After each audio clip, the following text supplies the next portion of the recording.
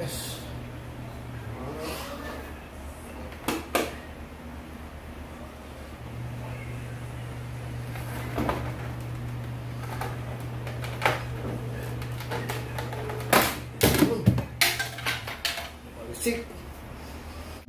So what's up mga katay, another day, another Shopee Pay Later project. Ngayon nga ay ikakabit na natin ang 4 pieces garnish dito sa ating baby G, si Giorno.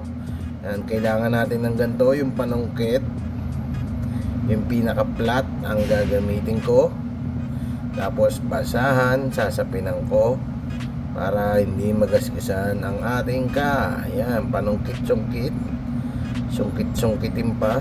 Ayan, yan, yun. So okay, sisimulan natin dito sa ibabaw sa gauge cover. Medyo matigas yan. Ayan, kailangan may guide naman yan sa gilid ng susungkitan mo. Yun, dun mo susungkitin. Medyo kailangan mo ng konting puwersa kasi napakatigas niyan. Yan. Kita mo sa sobrang puwersa tumalsik. Tapos tatanggalin ko yung harap.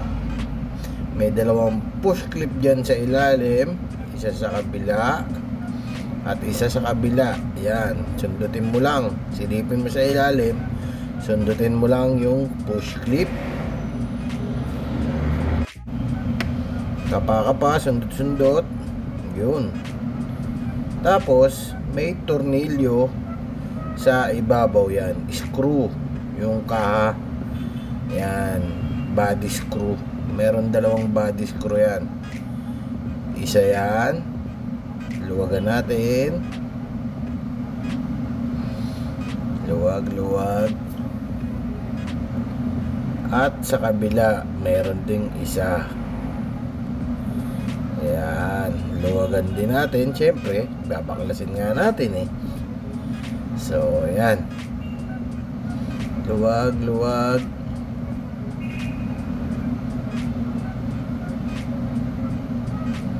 Tapos, ang hila ng kaha niyan, angat nyo sa ibabaw, tapos tulak pababa.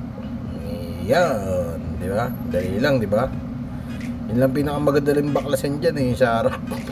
Yung the rest, pahirapan na. Nakakaba. So, yung cowling naman sa headlight, yan mga tornilyo na yan, tatanggalin yan. At pag natanggal nyo na yung mga tornilyo dyan, is, eto yung mga may gatla-gatla dyan, dyan nyo susungkitin ulit nung gamit kong orange na may basahan para hindi magasgitan. Sungkitin nyo dyan para bumuka. At hindi lang basta-basta buka, kailangan may puwersa. Ayan, ganyan, no? Ayan, no? Pupuwersahan nyo yan. Ayan, sungkit-sungkit sa taas, saka sa baba. Siyempre, kailangan medyo ingatan natin kasi may mga hose yan. May mga hose, may mga kable. Ayan. Pag bumuka na, yung sakit ng headlight, nakita nyo yan, tanggalin nyo na yan kasi medyo maikli lang yung wire nyan. Kaya kailangan tanggalin nyo muna para mahila nyo yung cowling. Yan, ingatan nyo lang para hindi magasgasan. Yan. Yun, nakita nyo? Ayan yung socket ng headlight. Maiksi lang yung kable nyan. Kaya habang nakadikit pa siya halos, bakbakin nyo na yung socket para mas madali yan. Yan. Sa baklas naman ng headlight is inuna ko dyan yung sa may adjuster yan eh.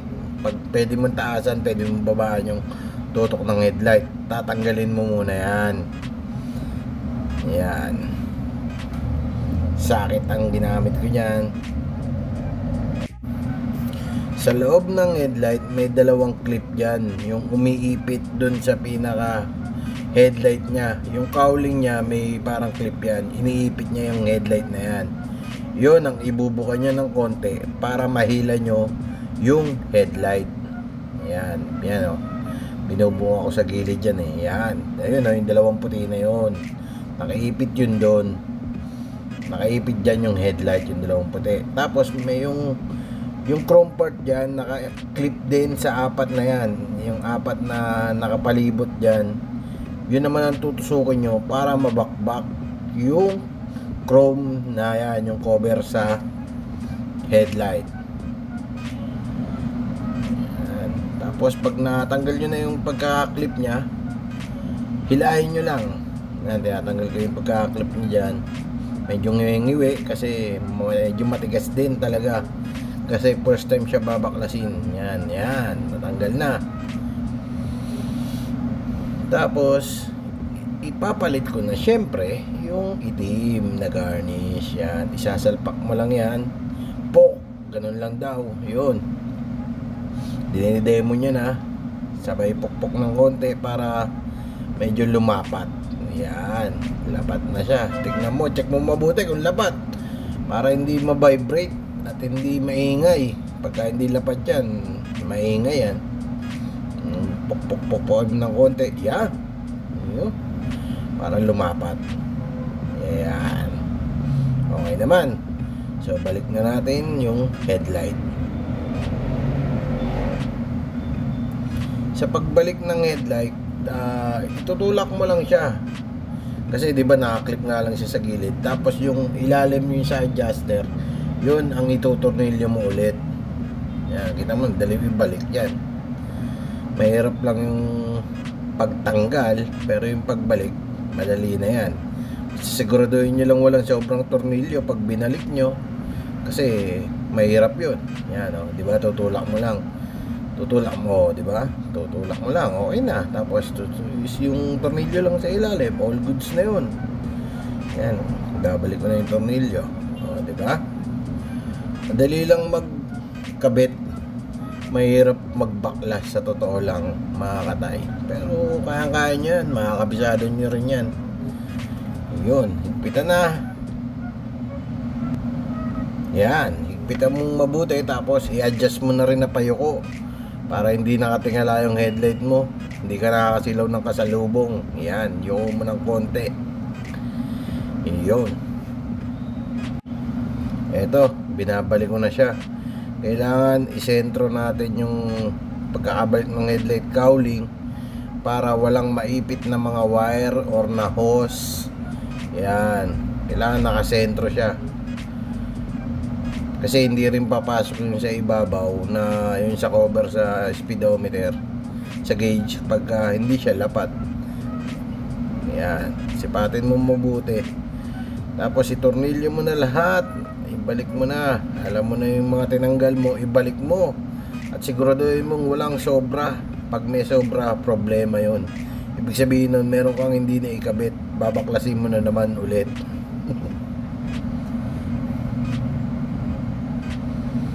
Yan. So ito yung sinasabi ko, yun, demo niya. Pukpok daw, pukpukin mo raw. Yan, isang bigay lang. At siguraduhin nyo yung asul na lock ay maibabalik nyo, ha, mga katay, kasi may dalawang lock yan yung cover ng gauge. Kailangan maibalik nyo yun. Yan. Pukin mo lang paikot para lumapat.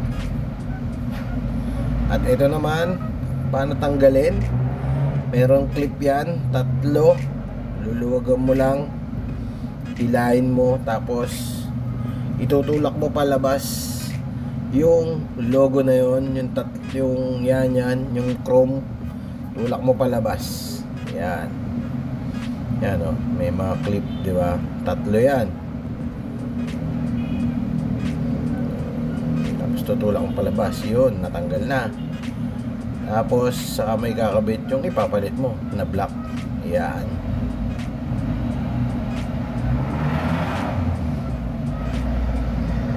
Sentro mong mabuti para maganda. Iyon, no? Tapos tulak mo lang ulit. Papasok ulit sa clip lock. Tapos ibabalik mo na yung lock. 3 rin yan, ha? Siguraduhin mong maibabalik mo lahat. Yan. Yan, o. 3 yan. 3 lock yan. Isa.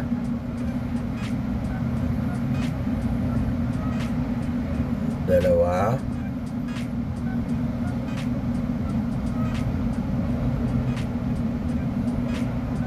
3. Yun. all goods. Kabit na natin. Yan, ang pagkabit is mula pa paangat naman. Tapos sa ibabaw, medyo ilapat-lapat mo lang ng konti. Yan. Tapos medyo punas-punasan mo para matanggal mo yung alikabok at dumi. Tapos ibalik mo yung screw sa ibabaw at yung push lock sa ilalim na dalawa. Yung dalawang screw sa ibabaw at dalawang push lock sa ilalim.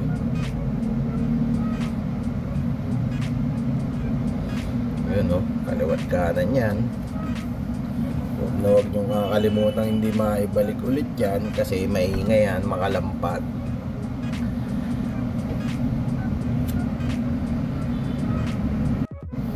Ngayon, ang ikakabit naman natin ay yung garnish sa likod. Yan, sa takip ng stoplight. At syempre, babaklasin na rin lang natin yung sa likod na kaha. Kabit na rin natin yung flat seat at yung rear shock. Para isang baklasan na lang tayo sa likod. Yan, may dalawang tornilyo sa harap na 8. Tapos push lock na tigatlo siya, bali 6. 3 sa kaliwa, 3 sa kanan. Tapos grab bar, yan, tatlong tornilyo ng grab bar, babaklasin. Yan. Yan na yun.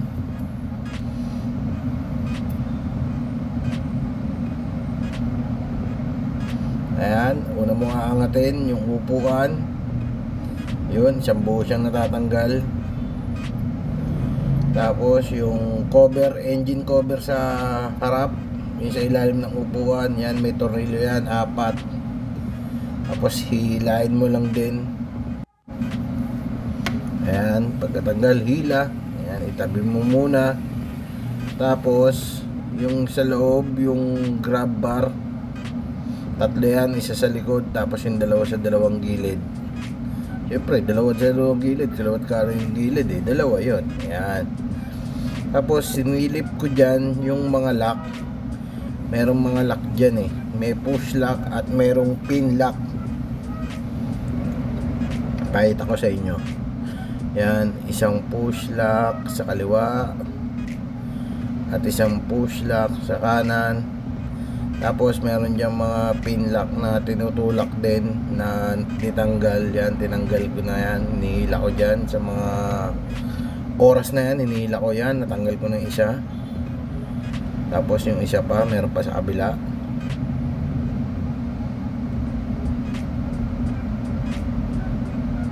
Medyo masikip, virgin. Yan, natanggal ko na rin. Yan natin kung malawag na. Hilahin mo lang yan, dalawang gilid. Yup, malawag. Yan, sa kabila. Tapos tanggalin mo yung socket ng tail light at signal light. Yan, madali na siyang matatanggal. Yan, di ba, mabilis lang. Tatanggalin mo ngayon yung tapalodo sa likod. Meron niyang 4 na tornilyo. Tatanggalin mo yan. O hindi naman lahat tatanggalin. Kumbaga ibababa mo lang para masungkit mo yung rear shock sa likod. Yan. Lalaylay mo lang yan. Kasi yung tornilyuhan niya nahaharangan nung fender sa likod. Ayan. Tatanggalin ko dyan yung tornilyo ng mga shock. Kasi papalitan natin ng YSS na 300mm semi-lowered. Yan. Yan ang YSS. Ang YSS rear suspension is brought to you by Shopee Pay Later Project. Yan. Medyo maikli naman siya ng konti kasi nga 300mm yung YSS, 320mm yung stock rear shock ng Giorno. Yung bushing niya is same lang din kaya hindi ko na siya pinalitan. Balik mo lang at ayusin mo ang pagkakatornilyo para hindi kumakaldag. Maingay din yan pagka maluwag. Ayan, medyo umangat yung gulong sa likod. Yan, sikipan mo, impakin mo para masikip na masikip. Yan. Umangat yung gulong sa likod, no? Tapos ibalik mo na yung tapalodo, syempre. Yan. Medyo bumaba nga. Malalaman natin yan mamaya. Yan, ibalik na yung tapalodo. Isentro mo mabuti para pag binalik yung tornilyo is madali. Yan. Yan, tornilyo mong mabuti. 4 yan, 2 sa gilid, 2 sa likod. Para walang kalampag. Yan. Tapos, yung pagtanggal naman ng cover ng taillight is may clip din. Yan, tinanggal ko na yung headlight, nakatornilyo yun, 2. Tapos may clip din. Tulak mo lang din ulit, palabas. Yan, tulak mo palabas ng panungkit para matulis yung dulo. Yan. Yun, nakabit ko na rin yung cover para sa taillight. Ilapat mo lang para maganda ang fittings. Yan, sipat-sipat. Lapat, tapos ibabalik na natin ang taillight. Ayan. Ayos ba? Yun, no? Palapatin natin ng gusto para maganda at maayos. Tapos itutornilyo natin yan 2 sa ibabaw. Ayan, 2 screw yan. Higpitan natin, pero wag naman masyadong mahigpit kasi baka ma-lost thread. Yung katamtamang higpit lang kasi plastic lang siya. Yan, katamtamang higpit lang. Kabilaan. Okay, all goods. Yan, lapat na siya. Lapat. Okay. Ngayon naman, yung flat seat. Yan, tatanggalin natin yung pin lock. Yan, sa U-box yung ng upuan niya is may pin lock. Hugutin lang natin yun, parang alambre. Yan. Yun nga lang, pag magpapalit ka ng flat seat sa Giorno, kailangan talaga tanggal ang U-box. So yan, tanggal na yung pin lock. Hugutin mo lang yung Hugot. Maluwag lang naman siya kasi plastic lang yung pinagkakapitan niya. Plastic lang yung U-box. Yan. So, pagkumparahin natin kung kapraso lang din no? Kapraso lang din tinabas niya pero malaking bagay din yun. Napipis pa rin kahit paano. So yan, salpak na natin yung flat seat. Yun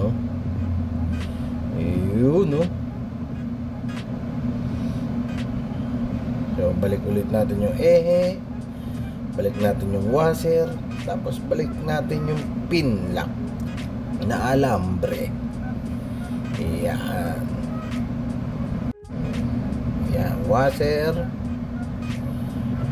tapos pin lock na alambre. Yan. Salpak lang. Alam nyo na yan kung paano pinapasok yung pin lock na yan. Tutusok mo lang siya sa pinaka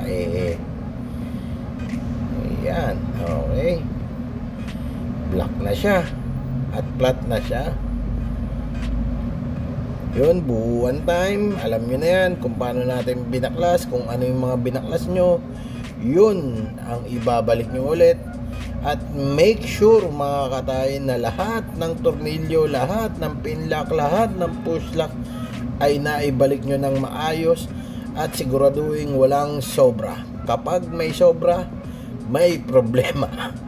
Pwedeng babaklasin mo ulit, o pwedeng nakalimutan mo lang ikabit, or meron ka pang babaklasin para maikabit mo yung sobra. Yun ang pinakamahirap.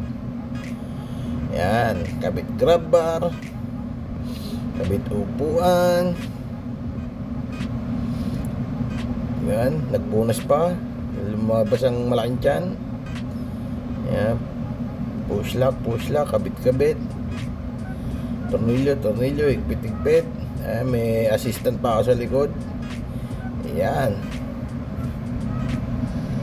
ilawan natin para makita natin. So ayan ang tindigan niya mga katay. So medyo bumaba naman. kasi 300mm yun, tapos flat seat, medyo flat na yung upo ko sa harap. Yan. Pero kapag ka umatras ka, medyo tiptoe. So, doon ka na lang sa harap para hindi ka tiptoe. Para flat lang. Yan, ganyan. So, siguro sa susunod, yung harap naman, kung di ko yung magic lowered, is papalusutin ko sa T-post yung shock sa harap para medyo bumaba pa ng konti. Yan. So yun mga katay, maraming salamat sa panonood at sana ay kahit paano is may natutunan kayo sa pagbabaklas ng kaha ng ating mga Giorno. Ayan.